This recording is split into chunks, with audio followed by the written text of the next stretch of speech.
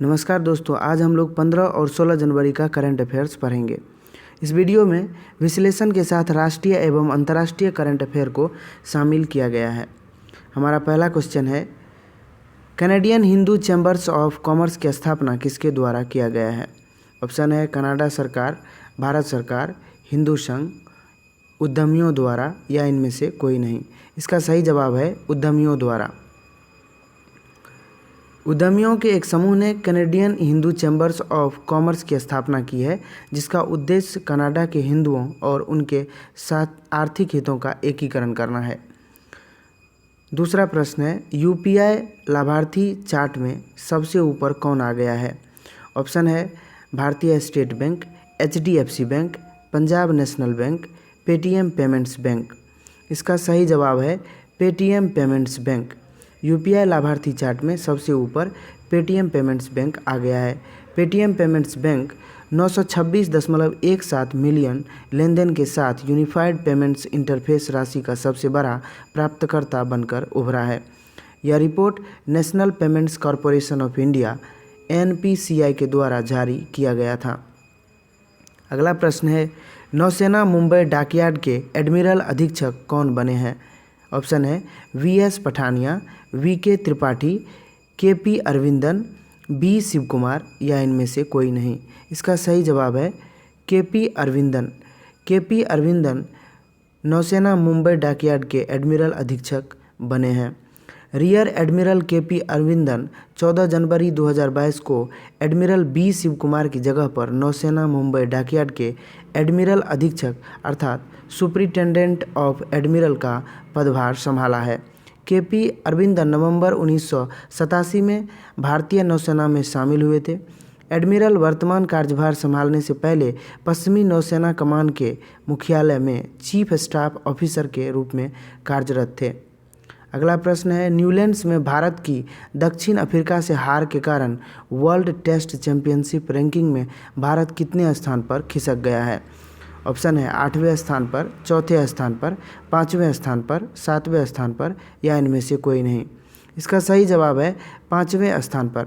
Newlands में भारत की दक्षिण अफ्रीका से हार के कारण वर्ल्ड टेस्ट चैंपियनशिप रैंकिंग में भारत 5वें स्थान पर खिसक गया है। भारत ने WTC के दूसरे चक्र में 9 टेस्ट खेले थे, जिसमें 4 जीते, 3 हारे और 2 ड्रॉ रहा। वर्तमान में श्रीलंका 100 PCT के साथ शीर्ष पर है और उसके बाद ऑस्ट्रेलिया और पाकिस्तान का स्थान है। अगला प्रश्न है, कर्नाटक सरकार ने कॉलेज में अतिथि व्याख्याताओं की वेतन कितना गुना करने की घोषणा की है? ऑप्शन 3 गुना, 2 गुना, आधा, 2/3 या इनमें से कोई नहीं। इसका सही जवाब है 2 गुना। कर्नाटक सरकार ने कॉलेज में अतिथि व्याख्याताओं के वेतन को 2 गुना करने का घोषणा किया है। यह निर्णय सरकार द्वारा गठित 3 सदस्यीय समिति द्वारा प्रस्तुत एक रिपोर्ट के आधार पर लिया गया था और इससे प्रथम श्रेणी के सरकारी कॉलेजों में कार्यरत हजारों अतिथि व्याख्याताओं को लाभ होगा। अगला प्रश्न है, भारत का एकमात्र गोरिल्ला वाला चिड़ियाघर कौन सा है? ऑप्शन है पटना चिड़ियाघर, मैसूर का चाम राजेंद्र चिड़ियाघर, कोलकाता चिड़ियाघर, उपरोक्त सभी या इनमें से कोई नहीं। इसका सही जवाब है मैसूर का चाम राजेंद्र चिड़ियाघर। भारत का एकमात्र गोरिल्ला वाला चिड़ियाघर मैसूर का चाम राजेंद्र चिड़ियाघर है। कर्नाटक के मैसूर का यह चिड़ियाघर इसलिए चर्चा में आया क्योंकि यहाँ के अधिकारियों ने 9 साल के नर गोरिल्ला डेम्बा के लिए उसके जन्म दिवस को खास बनाने के लिए ज़मीन पर हैप्पी बर्थडे डेम्बा लिखने के लिए डेम्बा की पसंदीदा सब्जियों का इस्तेमाल किया है।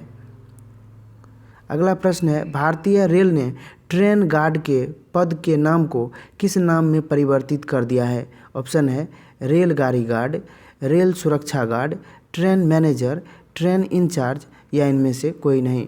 इसका सही जवाब है ट्रेन मैनेजर। भारतीय रेल ने ट्रेन गार्ड के पद के नाम को ट्रेन मैनेजर में बदल दिया है। वास्तव में ट्रेन गार्ड संबंधित ट्रेन का इंचार्ज होता है, जो पूरे ट्रेन से संबंधित क्रियाकलापों को मैनेज करता है। इसीलिए भारतीय रेल ने ट्रेन गार्ड के नाम को यानी पदनाम को ट्रेन मैनेजर में बदलने की घोषणा की है। अब से असिस्टेंट गार्ड को असिस्टेंट ट्रेन मैनेजर एवं असिस्टेंट गुड्स गार्ड को असिस्टेंट गुड्स ट्रेन मैनेजर कहा जाएगा। अगला प्रश्न है 20वां ढाका अंतर्राष्ट्रीय फिल्म महोत्सव कब से शुरू होगी? ऑप्शन है 26 जनवरी, 21 जनवरी, 17 जनवरी, 15 जनवरी। इसका सही जवाब है 15 जनवरी। 20वां ढाका अंतर्राष्ट्रीय फिल्म महोत्सव 15 जनवरी से शुरू होगा। इस अंतर्राष्ट्रीय फिल्म महोत्सव में 70 देशों के 10 श्रेणी के तहत 225 फिल्म का प्रदर्शन किया जाएगा।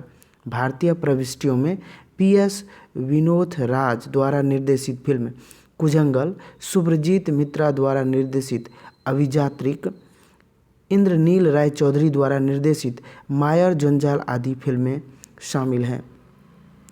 अगला प्रश्न है किस देश की सेना ने अपनी कर्मियों के लिए जलवायु के अनुकूल जंगी वर्दी का अनावरण किया है?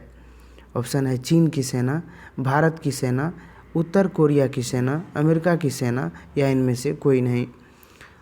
इसका सही जवाब है भारत की सेना। भारत की सेना ने अपने देश के कर्मियों के लिए जलवायु के अनुकूल जंगी वर्दी का अनावरण किया है। पैराशूट रेजिमेंट के कमांडो की एक टुकड़ी ने इस वर्दी को पहनकर सेना दिवस के परेड में हिस्सा लिया। वर्दी को सैनिक की काम करने के क्षेत्र और जलवायु परिस्थितियों को ध्यान में रखते हुए डिजाइन किया गया है। इस नई वर्दी को national institute of fashion technology की मदद से बनाया गया है। इस वर्दी में कपास और पॉलिस्टर का अनुपात 70:30 है।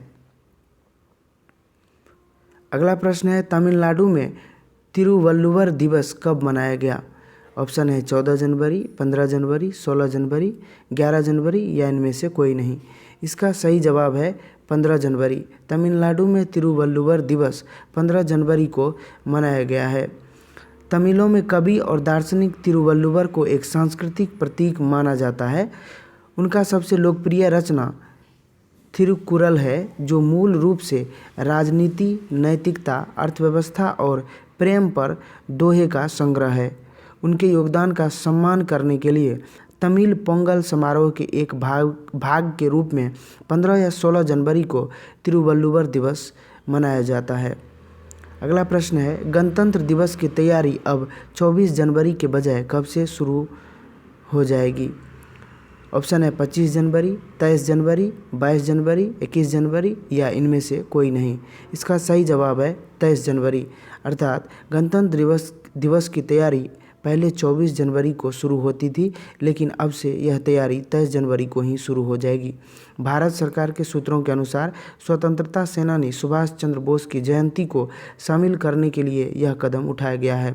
सुभाष चंद्र बोस की जयंती 23 जनवरी को पूरे देश में पराक्रम दिवस के रूप में मनाया जाता है। अगला प्रश्न है 2 दिवसीय कचाई लेमन महोत्सव का 18वां संस्करण कहाँ पर मनाया गया है? ऑप्शन है सिक्किम, मणिपुर, मेघालय, असम या इनमें से कोई नहीं। इसका सही जवाब है मणिपुर। 2 दिवसीय कचाई लेमन महोत्सव का 18वां संस्करण मणिपुर में शुरू किया गया है। मणिपुर के कचाई नींबू को भौगोलिक संकेत यानी कि GI टैग प्रदान किया गया है। अन्य नींबू के किस्मों के विपरीत कचाई नींबू को अद्वितीय माना जाता है, क्योंकि यह एस्कॉर्बिक एसिड का एक समृद्ध स्रोत है और इसकी रस सामग्री के लिए प्रसिद्ध है। इस अनोखे प्रकार के नींबू फल को बढ़ावा देने और नींबू उपजाने वाले किसानों को प्रोत्साहित करने के लिए हर साल कचाई लेमन फेस्टिवल का आयोजन किया जाता है। अगला प्रश्न है इंग्लैंड में मिली 10वीं शताब्दी की कौन सी मूर्ति इंग्लैंड सरकार ने भारत को मकर संक्रांति के अवसर पर वापस किया है? ऑप्शन है भैंस के सिर वाली योगिनी की मूर्ति, बकरी के सिर वाली योगिनी की मूर्ति, काली देवी की मूर्ति, भगवान बुद्ध की मूर्ति या इनमें से कोई नहीं। इसका सही जवाब है बकरी के सिर वाली योगिनी की मूर्ति। इंग्लैंड में मिली 10वीं शताब्दी की बकरी की सिर वाली योगिनी की मूर्ति इंग्लैंड सरकार ने भारत को वापस कर दिया है। 10वीं शताब्दी की एक प्राचीन भारतीय मूर्ति जो 40 साल पहले उत्तर प्रदेश की एक गांव के मंदिर से चोरी हो गया था, वह इंग्लैंड के एक बगीचे में 1 वर्ष पहले ही मिला था, जिसे 14 जनवरी को इंग्लैंड सरकार ने भारत को वापस कर दिया है। यह मूर्ति बुंदेलखंड के बांदा जिले में लोखरी मंदिर में स्थापित एक योगिनी मूर्ति का हिस्सा है। अब इसे नई दिल्ली में भारतीय पुरातत्व सर्वेक्षण को भेजा जाएगा। अगला प्रश्न है, अविनाश पांडे भारोत्तोलन के लिए खेल मंत्रालय के द्वारा पहला हाई परफॉर्मेंस डायरेक्टर HPD चुना गया है, वह किस देश से संबंधित है? ऑप्शन है मलेशिया, मालदीव, मॉरिशस, म्यांमार। इसका सही जवाब है मॉरिशस। अविनाश पांडे भारोत्तोलन के लिए हाई परफॉर्मेंस डायरेक्टर चुना गया है, जो मॉरिशस देश से संबंधित है। खेल मंत्रालय ने 2024 पेरिस ओलंपिक तक भारोत्तोलन के लिए पहले उच्च प्रदर्शन निर्देशक HPD के रूप में मॉरिशस के अविनाश पांडू की नियुक्ति को मंजूरी दे दी है। पांडू ने रियो डी जेनेरियो में 2016 के ओलंपिक खेलों में 2 इंडोनेशियाई भारोत्तोलक को पदक जीतने में मदद की थी। अगला प्रश्न है, मेक इन इंडिया के तहत भारत से ब्रह्मोस मिसाइल की खरीद को किस देश ने मंजूरी दे दी है? ऑप्शन है इंडोनेशिया, भूटान, श्रीलंका, फिलीपींस या इनमें से कोई नहीं। इसका सही जवाब है फिलीपींस। फिलीपींस ने मेक इन इंडिया के तहत भारत से ब्रह्मोस मिसाइल की खरीद को मंजूरी दे दी है। फिलीपींस ने भारतीय ब्रह्मोस एरोस्पेस प्राइवेट लिमिटेड के 374.9 मिलियन अमेरिकी डॉलर की खरीद को स्वीकार कर लिया है। फिलीपींस ने यह खरीद अपनी नौसेना के शोर based anti ship missile system अधिग्रहण परियोजना के आपूर्ति के लिए किया है। ब्रह्मोस मिसाइल के लिए यह पहला विदेशी ऑर्डर भी है। अगला प्रश्न है, 2022 का बजट सत्र कब से शुरू होगा? ऑप्शन है 1 फरवरी, 31 जनवरी, 1 अप्रैल, 20 फरवरी या इनमें से कोई नहीं। इसका सही जवाब है 31 जनवरी। 31 जनवरी से 2022 का बजट सत्र शुरू हो रहा है। संसद का 2022-23 बजट सत्र 31 जनवरी से शुरू हो रहा है। कोरोना के बढ़ते मामलों के चलते बजट सत्र के लिए दोनों सदनों राज्यसभा और लोकसभा में कामकाज अलग अलग शिफ्ट में किया जा सकता है। अगला प्रश्न है, CBI ने घूस लेने के मामले में गेल के निदेशक को अपने घेरे में ले लिया है, उसका क्या नाम है? ऑप्शन है ES Ranganathan, RC Joshi, N Ramakrishnan Nair, S Somnath या इनमें से कोई नहीं। इसका सही जवाब है ES रंगनाथन। CBI ने घूस लेने के मामले में गेल के निदेशक ES रंगनाथन को अपने घेरे में ले लिया है और उनके साथ साथ जांच एजेंसी ने अन्य 5 आरोपियों को भी गिरफ्तार किया है। अगला प्रश्न है, वित्त मंत्री निर्मला सीतारमण अपने जीवन का किस क्रम का बजट पेश करेगी? ऑप्शन है 5वां, चौथा, तीसरा, 7वां या इनमें से कोई नहीं। इसका सही जवाब है चौथा। निर्मला सीतारमण अपने कार्यकाल का चौथा बजट पेश करेगी। इस बजट के पेश करते ही निर्मला सीतारमण महिला वित्त मंत्री के नाते चौथा बजट पेश करने का रिकॉर्ड बनाएगी। संसद का बजट सत्र 31 जनवरी से शुरू होगा और 8 अप्रैल तक चलेगा। इस दौरान वर्ष 2022-23 का आम बजट 1 फरवरी को पेश किया जाएगा। संसद के दोनों सदनों में बजट की शुरुआत राष्ट्रपति रामनाथ कोविंद के संयुक्त अभिभाषण से शुरू होगी। बजट सत्र 2 चरण में होंगे। बजट सत्र का पहला चरण केवल 12 दिनों तक 31 जनवरी से 11 फरवरी तक ही चलेगी, क्योंकि 5 राज्यों में 14 फरवरी से चुनाव शुरू हो जाएंगे, जो चुनाव 10 मार्च तक चलेगा। अगला प्रश्न है, किस मंत्रालय ने CDS बिपिन रावत की हेलीकॉप्टर हादसे की जांच कर रहे ट्राई सर्विस जांच समिति की रिपोर्ट को सार्वजनिक किया है? ऑप्शन है गृह मंत्रालय, रक्षा मंत्रालय, विदेश मंत्रालय, विज्ञान एवं प्रौद्योगिकी मंत्रालय या इनमें से कोई नहीं। इसका सही जवाब है रक्षा मंत्रालय। रक्षा मंत्रालय ने CDS बिपिन रावत की हेलीकॉप्टर हादसे की जांच कर रहे ट्राई सर्विस जांच समिति की रिपोर्ट को सार्वजनिक किया है। इस रिपोर्ट में CDS जनरल बिपिन रावत के हेलीकॉप्टर क्रैश की ट्राई सर्विस जांच ने अब आधिकारिक तौर पर साफ कर दिया है कि यह दुर्घटना न किसी तकनीकी खराबी, लापरवाही से हुई है और न ही किसी इसके पीछे किसी का साजिश है। स्थानीय स्तर पर अचानक बदले मौसम में बादलों के आ जाने से पायलट आकाशीय भटकाव के शिकार हो गए और इसी दरमियान हेलीकॉप्टर दुर्घटनाग्रस्त हो गया। इस दुर्घटना में सीडीएस जनरल रावत और उसकी पत्नी मधुलिका रावत के साथ साथ 14 अन्य सैन्यकर्मी और पायलट की मौत हो गई थी। अगला प्रश्न है, WEF के दावोस एजेंडा शिखर सम्मेलन को भारत की तरफ से कौन संबोधित करेंगे? ऑप्शन है राजनाथ सिंह, एस जयशंकर, श्री नरेंद्र मोदी, अरुण जेटली या इनमें से कोई नहीं। इसका सही उत्तर है श्री नरेंद्र मोदी। WEF के दावोस एजेंडा शिखर सम्मेलन को भारत की तरफ से श्री नरेंद्र मोदी संबोधित करेंगे। विश्व आर्थिक मंच के ऑनलाइन आयोजित होने जा रहे दावोस एजेंडा शिखर सम्मेलन को प्रधानमंत्री नरेंद्र मोदी पहले दिन संबोधित करेंगे। 5 दिवसीय यह शिखर सम्मेलन 17 जनवरी से शुरू हो रहा है, जिसमें अन्य वैश्विक नेता भी 2022 के लिए विश्व को लेकर अपने अपने दृष्टिकोण साझा करेंगे। WEF को कोरोना महामारी के चलते सालाना बैठक का प्रत्यक्ष आयोजन रद्द करना पड़ा। दावोस एजेंडा शिखर सम्मेलन का आयोजन लगातार दूसरी बार डिजिटल तरीके से हो रहा है।